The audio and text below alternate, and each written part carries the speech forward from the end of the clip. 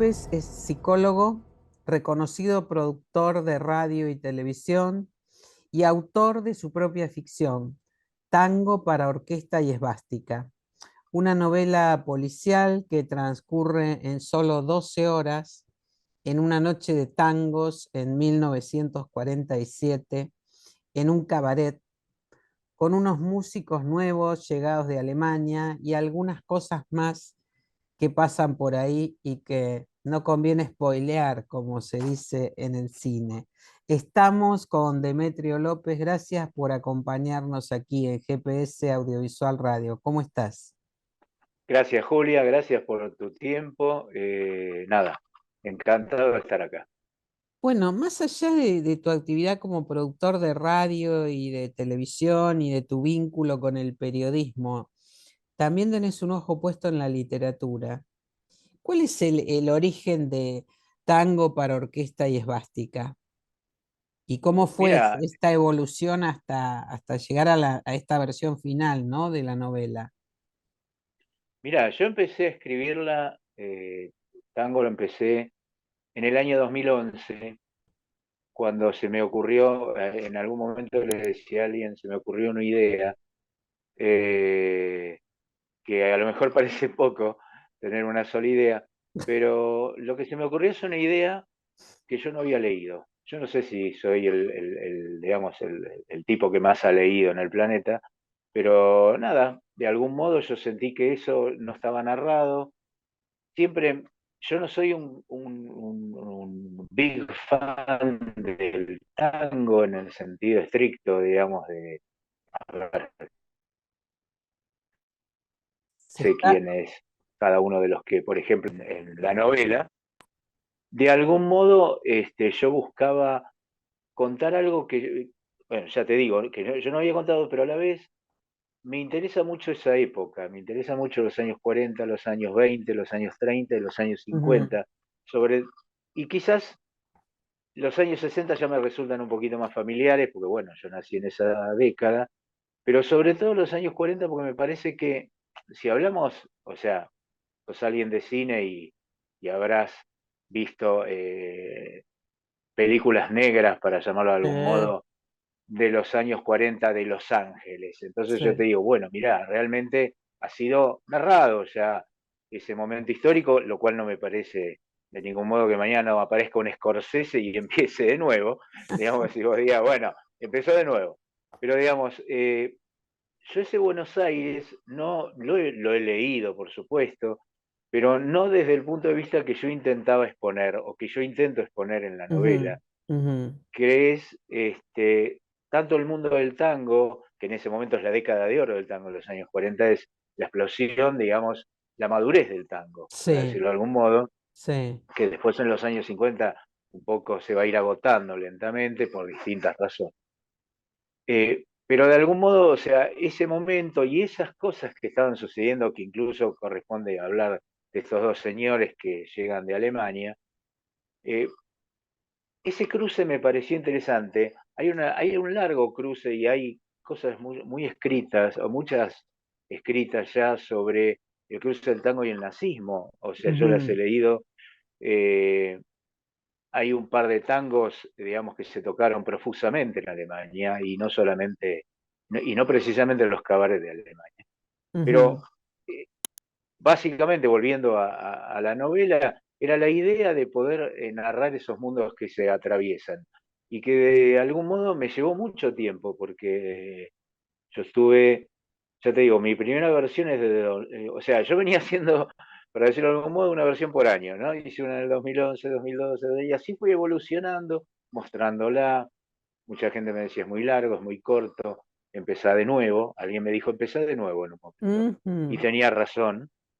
Y me costó mucho encontrar el tono en que yo quería contar eso. O sea, ajá, parecía que merecía una manera que, bueno, me parece que logré encontrar, o quiero creer que la encontré, en esta última versión, que es de eh, febrero del 2023. Esa fue la última versión, que ajá, debe haber sido la vez 12, digamos, la versión número 12, y ahí encontré un tono, me pareció encontrar el personaje, los personajes, eh, Y como para, sí, sí, perdón. perdón, ese trasfondo musical vinculado con el tango, ¿cuál fue la fuente de inspiración?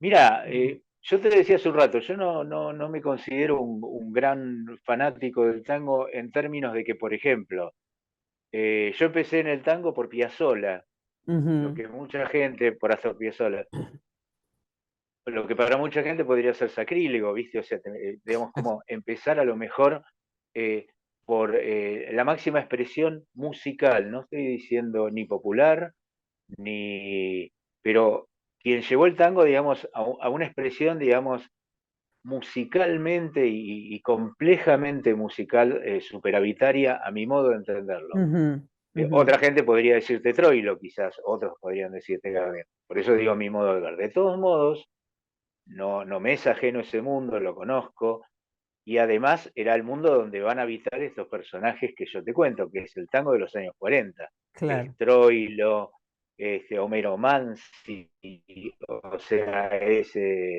el otro día hablábamos de Discépolo, con una gente, digamos, que me estaba contando un proyecto que van a hacer en televisión sobre el último Discépolo, que es Mordisquito. Ujú. Es esa época. Mordisquito fue un personaje que hizo Discépolo en la radio, muy Sí. peronista, absolutamente defensor del peronismo.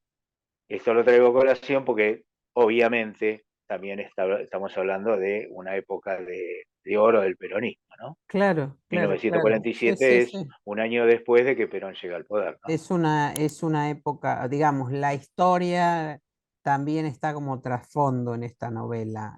No es solo Totalmente. un policial donde hay tango, donde hay ciertas intrigas y unos personajes un tanto misteriosos. Hay también un Pero trasfondo social y político. Ahora, eh, con la novela terminada, después de toda esta reelaboración que vos comentás, ¿no?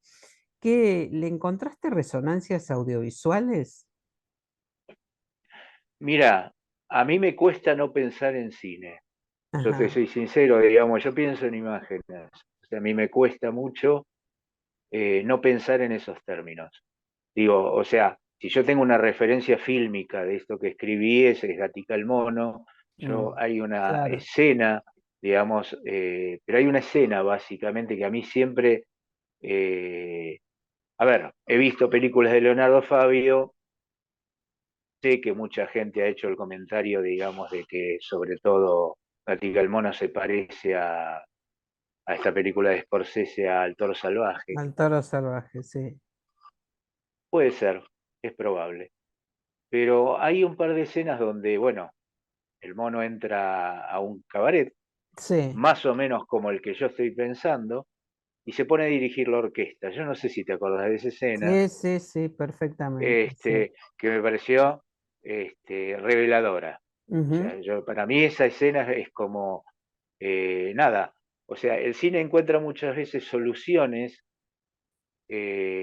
inesperadas que lo hacen rico narrativamente. ujú. Que él dirigiera esa orquesta en ese momento era una manera de hablar del personaje, no tenías que empezar a poner, digamos, Sí, bueno, sí, era sí, un sí. boxeador que, digamos, alguien que escribe probablemente tenga muchos más problemas, porque de algún modo tiene que escribir el personaje. La potencia del cine es, una imagen explica todo. Y Ujú, yo no te puedo decir que uno pueda copiar recursos del cine, porque obviamente necesitaría imagen, pero digamos, yo escribo en términos, quizás ahora un poco menos, pero en esa novela claramente yo en términos de escribo imágenes. en términos de imagen, Es muy correcto, visual, exactamente.